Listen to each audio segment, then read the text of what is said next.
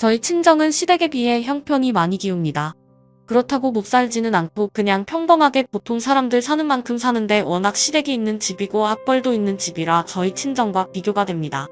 그래서 저희 시어머니는 그런 것에 불만이 많으신지 입에 달고 살아요. 며느리를 없는 집안에서 얻어왔다면서 저희 신랑 눈이 났다고 하면서 아들을 등신이라고 하더군요. 그래서인지 제가 가족 모임에 함께하면 꼭 시어머니는 저만 심부름을 시키는 거예요. 동서가 떡하니 있는데도 모든 것을 저만 시키세요. 사실 동서네도 집안이 장난이 아니거든요. 부잣집 딸이라 그런지 성격 자체가 그런지 모르겠지만 행동이며 옷이며 하는 것도 다 제 눈에는 꼴불견으로 보이더라고요. 어쨌든 시어머니는 집안의 모든 일을 저한테 시키니까 지켜보고 있던 신랑이 도저히 자기가 봐도 참을 수 없던지 어머님한테 엄마 그만 좀 시켜, 그리고 왜 자꾸 이 사람만 자꾸 시키고 재수씨는 안 시키는데, 그리고 일하는 이번님도 있는데 왜 그래? 왜 시키면 안 되니? 애가 자리에 앉아있어도 없는 애처럼 대화에 관심도 없고 불편해 할까봐 난 신경 써준 건데. 그런 신경 안 써도 되니까 그만 부르세요. 시어머니 기분 상했는지 손에 쥐고 있던 그릇을 깨질 정도로 내려놓더군요.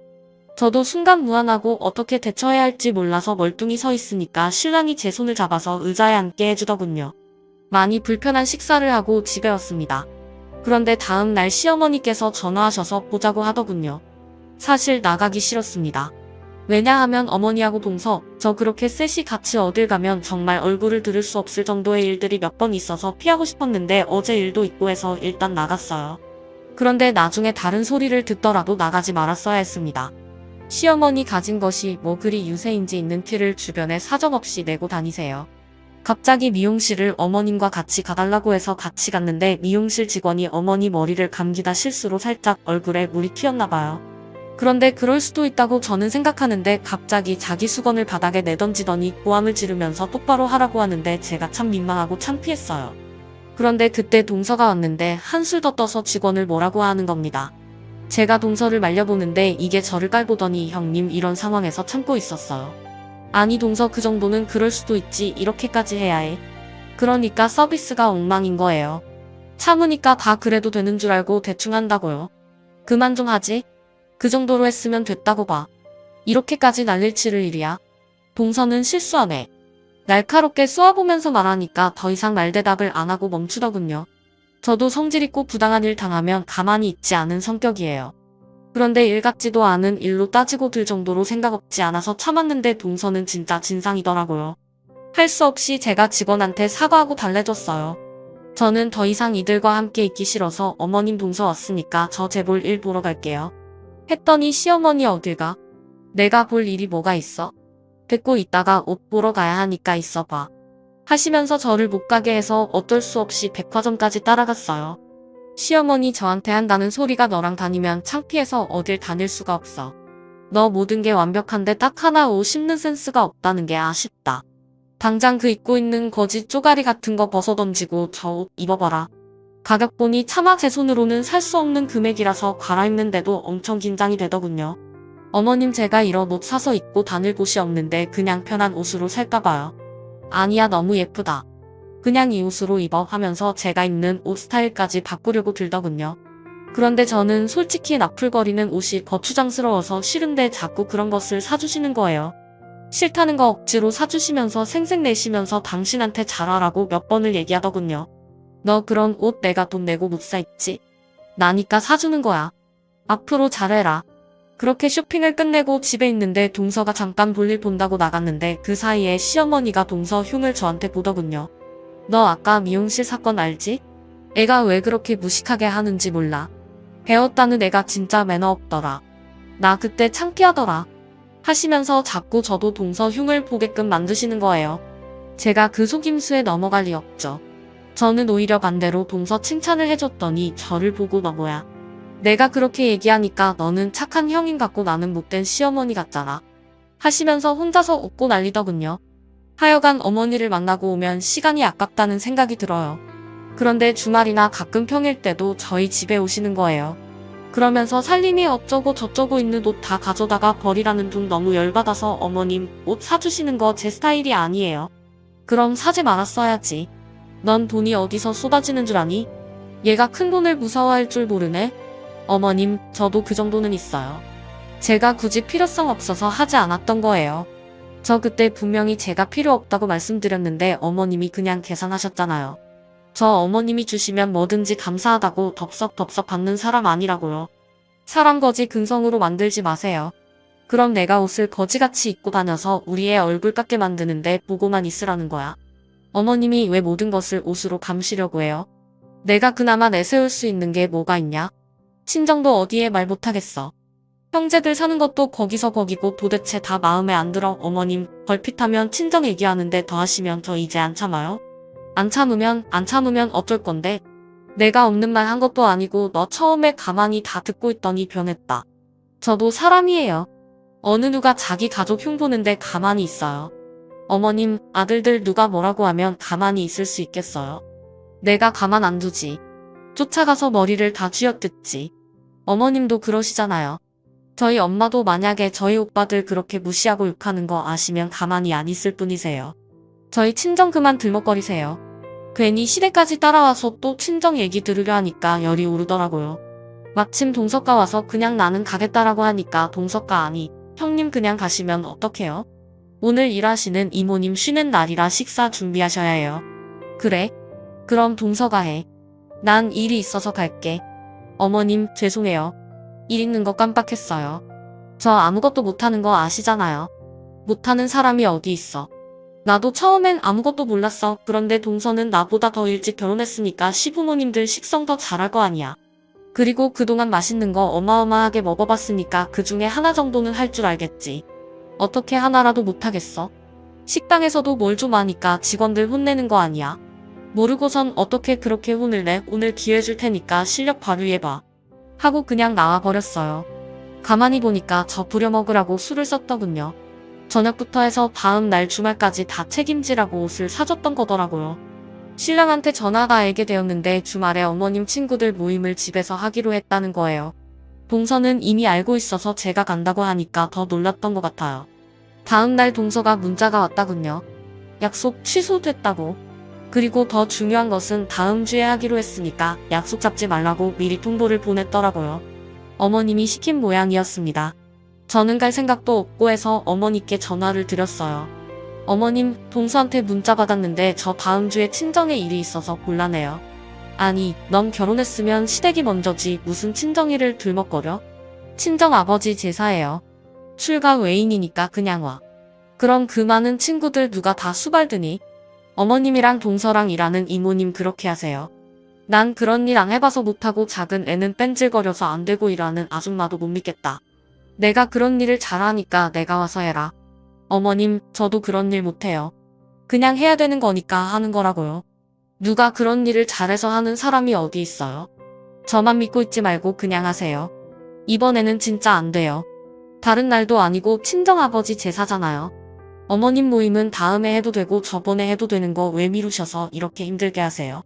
너 내가 그동안 해준 게 얼마인데 그딴 식으로 말을 하니? 저 어머님이 이런 조건으로 해주신 건지 몰랐네요. 그런 조건으로 그동안 해주셨던 거라면 다 가져가세요.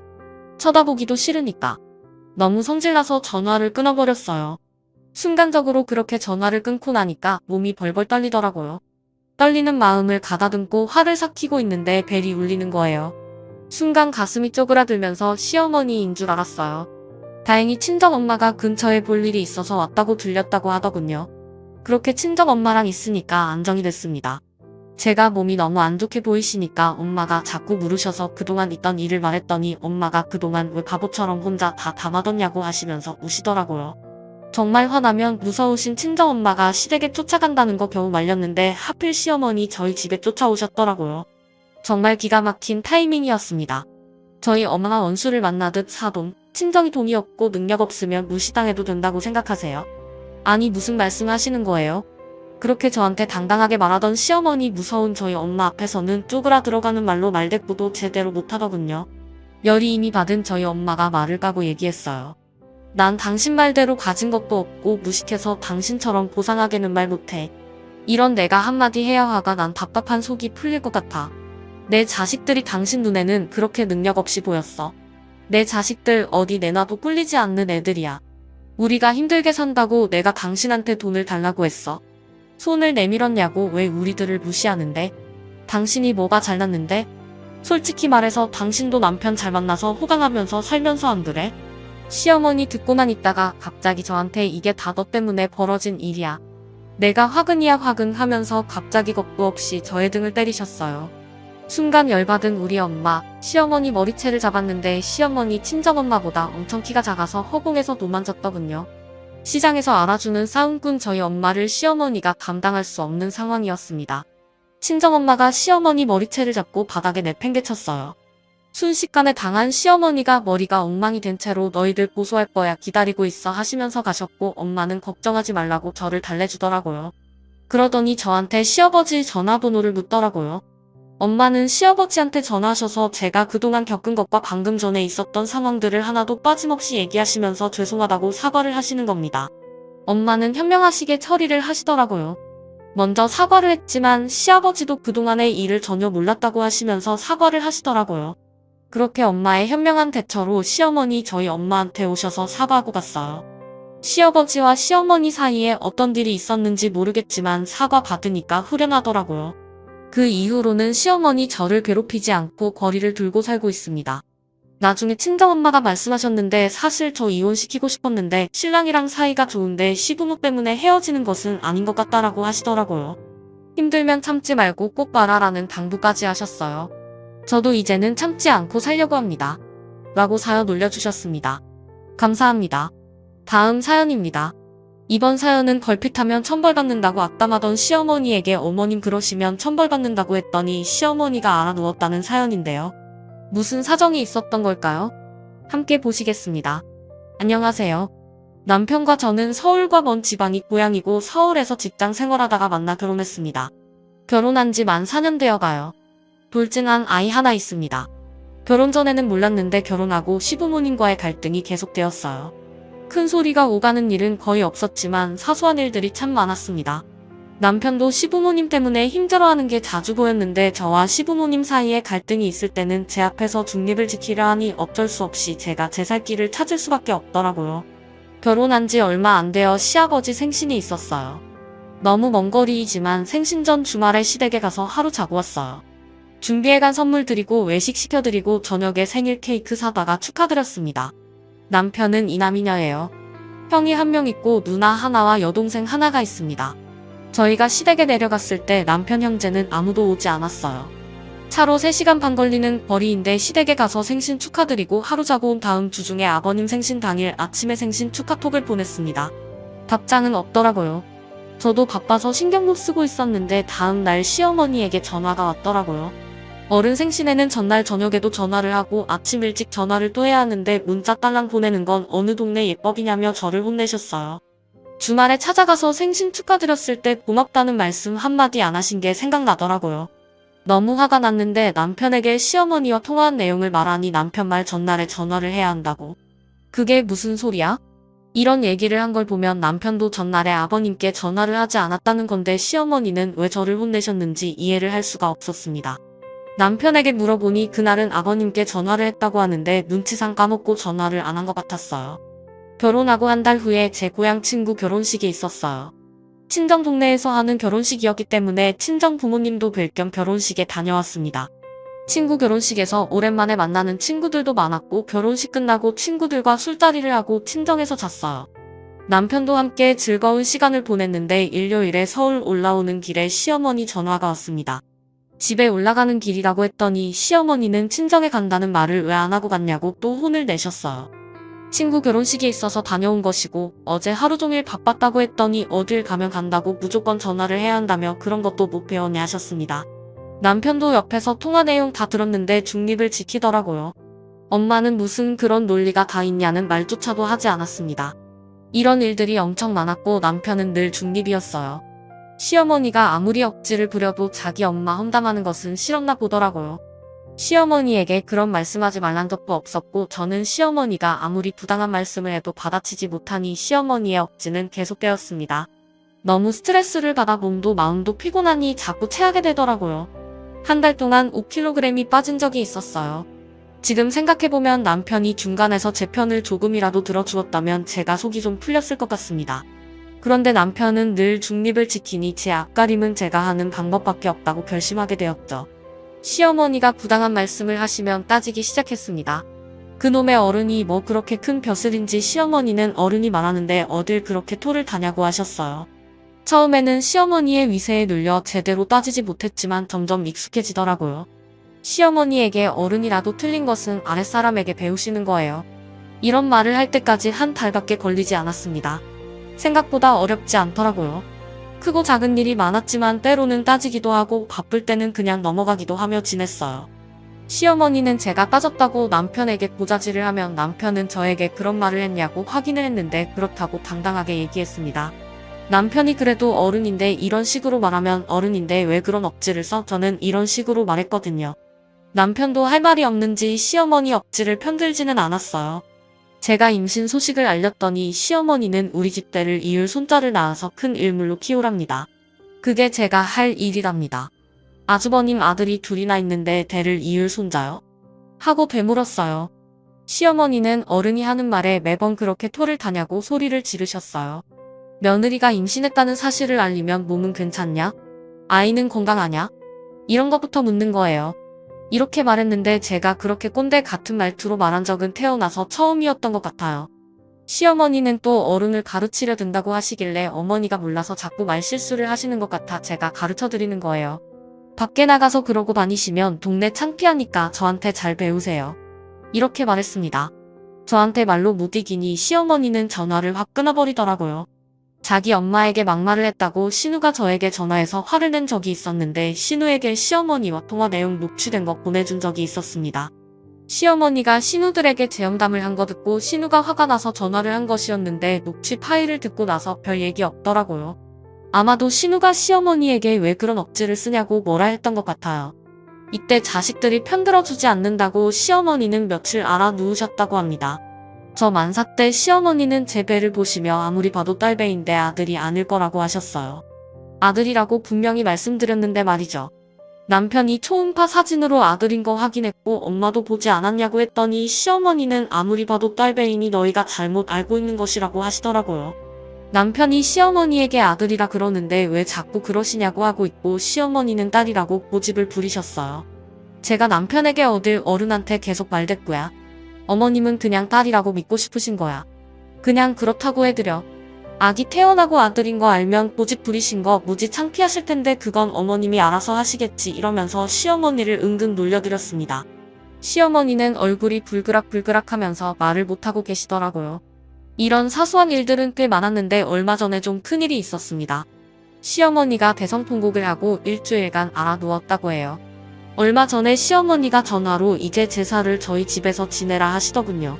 너무 어이가 없어서 말문이 막혀 하고 있는데 자식들에게 다 말해놓았으니 그리 알라고 통보를 하시는 거였어요. 남편 형제들이 시댁으로 내려오는 것보다 저희 집으로 모이는 것이 가깝다는 게 이유였습니다. 저는 아주버님이 있는데 어떻게 저희 집에서 제사를 지내냐고 했죠. 시어머니는 아주버님에게도 그렇게 말해놓았으니 괜찮다고 하시며 제사 날에 시부모님이 올라오실 거니까 기차역으로 마중을 나오라는 것이었습니다. KTX 타면 2시간이면 된다고 하시더군요. 시어머니는 저에게 나물은 뭘 하고 저는 뭘 하고 절대 제사 음식을 사면 안 되고 이런 설명을 하시는데 시어머니 말씀하시는 중간에 말 끊고 그렇게는 못하겠다고 했어요. 아이 낳고 복직한 지 얼마 안 돼서 회사에 눈치 보여서 쉴 수도 없다고 적당히 말하고 거절하려 했는데 시어머니는 또 고집을 부리시더라고요. 어머님이 아직 젊으시니 계속 제사 지내라 했습니다. 그리고 어머님 가끔 제사상에 제사 음식 사다가 올리는 거 알고 있는데 앞으로는 음식 꼭 해서 올리시라고 했어요. 도장님들이 노하면 천벌을 받으실 거라고 했죠. 도장님들이 노하면 천벌을 받는다. 이 말 시어머니가 저에게 가끔 하시던 말이에요. 사소한 일 가지고 어른한테 그렇게 하면 천벌을 받는다 이런 식으로 말씀하시곤 했거든요. 시어머니는 저에게 쌍욕을 하고 전화를 끊어버렸어요. 다시 전화했는데 안 받으시더라고요. 다시 전화를 한 이유는 시어머니에게 더 염장 지르려고 한 것이었습니다. 시어머니는 제가 천벌을 받을 것이라고 했다며 시아버지와 남편 형제들에게 난리를 쳤고 저는 천하의 나쁜 년이 되었어요. 큰 신우가 전화로 확인을 하길래 녹음 파일 보내줄 테니 듣고 판단하라고 했죠. 그리고 신우들과 아주버님에게 녹음 파일 보냈습니다. 아주버님은 그래도 그렇지 시어머니에게 말을 그렇게 할 수가 있는 거냐며 다시는 저희를 안 보겠다고 했대요. 신우들은 시어머니도 잘못을 했으니 제가 잘못한 것은 아니라고 했답니다. 신우들도 시댁 때문에 스트레스 엄청 받고 사는 것으로 알고 있어요. 자기 엄마 편 들고 싶지만 자기들도 시댁에 당한 게 있어서 그런 것 같습니다. 남편 말로는 시어머니가 일주일간 알아 누우셨다고 합니다. 시어머니가 뜻대로 안 되면 뒤로 넘어가는 분이니 뭐 어쩔 수 있냐고 했죠. 남편은 한숨을 쉬더니 별말 안 하더라고요. 남편이 꽁에 있거나 하면 아마 이혼을 불사하고 남편에게 달려들었을 거예요. 근데 남편은 평소와 다름없이 아이와 저에게 잘하더군요. 결국 재산은 시어머니가 지냈습니다. 시아버지와 둘이서요. 그 후로 몇 달 지났는데 시어머니는 저에게 한 번도 전화한 적이 없네요. 시어머니 전화가 오면 재산 날에 아주버님이 어떻게 안 갈 수 있냐고 뭐라 하려고 했거든요. 장남이란 사람이 어떻게 할머니 제사에 안 갈 수가 있냐고, 그래서 집안이 제대로 되겠냐고요. 생신이든 뭐든 시댁 챙기는 건 저희랑 가끔 작은 신우가 챙기는 것밖에 없었지만 시어머니는 늘 우리 대단한 장남 이런 말씀만 하셨습니다. 그러면서 제사는 왜 우리 보고 지내라고 한 건지, 형님한테는 싫은 소리 제대로 못하시면서 저를 그렇게 괴롭히셨는지 이유 없이 제가 만만하고 미웠나 봐요. 남편이 진작에 중간 역할을 좀 했더라면 시어머니와 제가 이렇게 감정에 골이 깊어지지는 않았을 것 같은데 여러분들은 어떻게 생각하시는지 궁금합니다. 억제를 쓰는 엄마와 당하고 억울해하는 아내 사이에서 중립이라 외치는 남편은 암묵적으로 자기 엄마 편인 거죠. 끝까지 중립을 지키니 그나마 다행이네요. 올가미 같은 시어머니에게 막말이라도 해서 시어머니의 위세를 꺾어 놓은 건 집안의 평화를 위해서라도 잘하는 거 아닐까요? 시어머니는 집안이 잘 되기를 바라는 분이 아니라 자신의 위세를 떨치는 게 삶의 목적인 사람입니다. 그런 사람이 바로 이기주의자이고 그 이기심이 집안을 망치는 거라 생각하는데 여러분들의 생각은 어떤가요? 감사합니다.